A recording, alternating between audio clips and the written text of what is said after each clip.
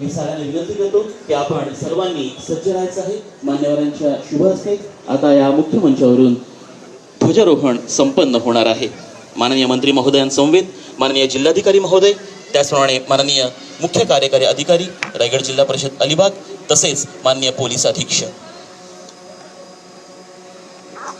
माननीय मंत्री महोदयांच्या शुभ हस्ते आजच्या या 76व्या प्रजासत्ताक दिनानिमित्तानं